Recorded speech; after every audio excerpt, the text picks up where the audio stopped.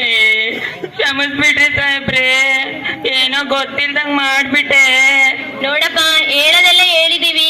ಇನ್ನೂ ನಿಮ್ಮಮ್ಮ ಪಕ್ಕದ ಮನೆಯವರು ಅವರು ಇವರು ಹೇಳೋ ಮಾತು ಕೇಳಿ ನಿಮ್ಮನೆ ಹಾಳು ಮಾಡ್ಕೊಂಡ್ರೆ ನಾವೇನು ಮಾಡಕ್ಕಾಗಲ್ಲ.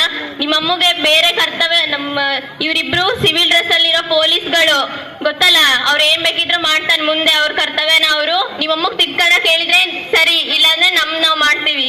ನಮ್ಮಮ್ಮ ಏನೋ ತಿಳಿದೇ ತಪ್ಪು ಮಾಡಿಬಿಟ್ಟಿದ್ದಾರೆ. ಇವ್ರು ಚಾಡಿ ಮಾತು ಕೇಳಿಬಿಟ್ಟು ಇನ್ನೊಂದ್ಸಲ ಆ ತರ ತಪ್ಪಾಗದಂಗೆ ನಾನು ನೋಡ್ಕೊಂತೀನಿ. ಅದೇನೋ ನೋಡ್ರಪ್ಪ. ಸರಿ ಬಿಡ್ರಿ ಮೇಡಮ್ ಅರೆ, ತಿದ್ಕಂತೀನಿ. ನೀವು ಮೂವರು ತ್ರಿಮೂರ್ತಿಗಳ ತರ ನನ್ ಕಣ್ ತೆರೆಸ್ಬಿಟ್ರಿ. ಇಷ್ಟೇ ಹೇಳಿ. ಅಲ್ಲ ಮೇಡಮ್ ಅರೆ, ಇಷ್ಟೇ ಎಲ್ಲಡ್ಕೆ ಹಾಕೊಂಡ್ ಉಗುದ್ರಿ, ಇನ್ನು ಗುಟ್ಕ ಹಾಕೊಂಡ್ ಒಂದ್ ಸ್ವಲ್ಪ ಉಗಿರಲ್ಲ. ಇದನ್ನೆಲ್ಲ ಯಾರು ಹೇಳಿದಂತ ಸ್ವಲ್ಪ ಹೇಳ್ತೀರಾ?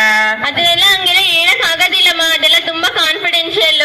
ಏ ಇರ್ಲಿ ಹೇಳ್ರಿ ಮೇಡಮ್ ಅರೆ, ಇನ್ನೊಂದ್ಸಲ ಆ ತಪ್ಪು ಮಾಡಲ್ಲ ನಾನು. ನಾವೇ ಹೇಳಿದ್ದು. ಯವ್ವಾ ನೀವಾ? ನಾವೇ ಹೇಳಿದ್ದು.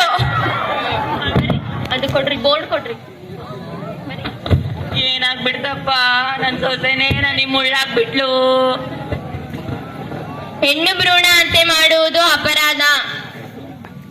1994ರಲ್ಲಿ ಬಂದಿರುವ ಕಾಯ್ದೆಯ ಪ್ರಕಾರ ಪ್ರಸವ ಪೂರ್ವ ಲಿಂಗ ಪತ್ತೆ ಮಾಡುವುದು ಅಪರಾಧ. ಅದೇ ರೀತಿ ಹೆಣ್ಣು ಭ್ರೂಣವನ್ನು ಹತ್ಯೆ ಮಾಡುವುದು ಕೂಡ ಅಪರಾಧ. ಯಾವುದೇ ಮಗು ಆಗ್ಲಿ, ಹೆಣ್ಣಾಗ್ಲಿ ಗಂಡಾಗ್ಲಿ, ಎಲ್ಲದೂ ಒಂದೇ ಅಂತ ಹೇಳಿ ಬೆಳೆಸ್ಬೇಕು. ಎಷ್ಟೋ ಜನ ಹೆಣ್ಮಕ್ಳು ಎಷ್ಟೋ ಒಂದು ಕ್ಷೇತ್ರದಲ್ಲಿ ಸಾಧನೆಗಳನ್ನ ಮಾಡಿದ್ದಾರೆ.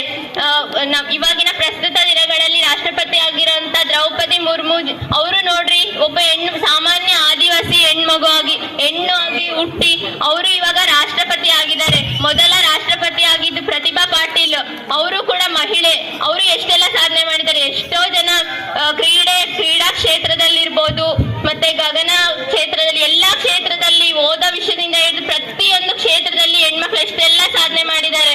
ಆದ್ರಿಂದ ಹೆಣ್ಮಕ್ಳಾದ್ರೇನು ಗಂಡ್ಮಕ್ಳಾದ್ರೇನು ಎಲ್ಲ